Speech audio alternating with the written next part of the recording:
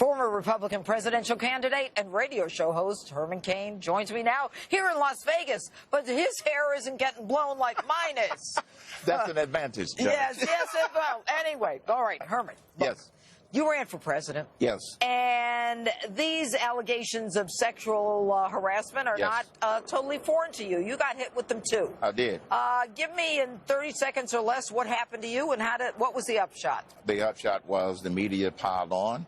They didn't bother to check into the background of these women making the accusations, and one of them was found guilty in a court of law for lying against her partner, and that never came out.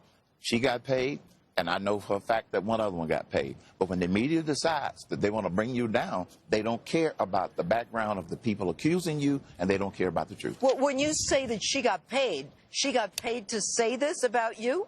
Yes. Wow. Yes. And you know what? I never heard that in the news. Well, no, because we had our own private detective to look into these situations. 2 of the 3 got paid, period.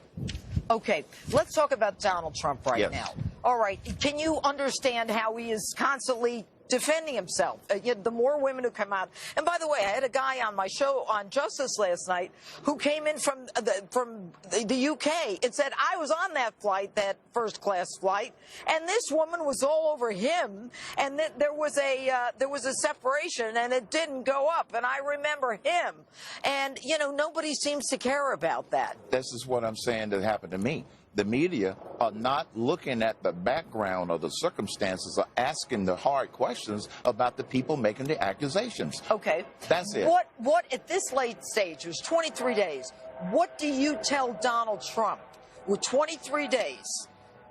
Does he talk about it, let it go?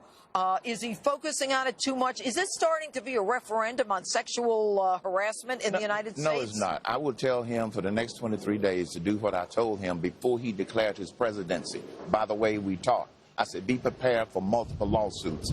Launch multiple lawsuits, and they will back off, or their backers will back off. That's the only way you're going to get this to happen. And secondly, he has no choice except to try and say that he disavows many of these accusations. He has no choice, because if you don't, the media is going to interpret that as guilt. But if you do, they're going to complain about the fact that he's out here defending himself. Defend yourself and file lawsuits is what I would tell Donald Trump. Okay, but he's got to do that, clearly. Yes. But then he can't say things like, look at her. Are you kidding? Well, that's Donald Trump, okay? Judge, some people, and one of your previous guests and some of your other guests have said, picking the lesser of 2 evils. But the third evil is to not vote. Secondly, I would rather vote for someone that says awful things than someone who has done awful things where people have died. That's the choice. And you're talking about Benghazi and Hillary Clinton. I am talking about Benghazi and Hillary she says awful things, and people died, and she lied. Died and lied. Herman Cain, always good to be with you. Judge, it's my pleasure. All right. Thank you.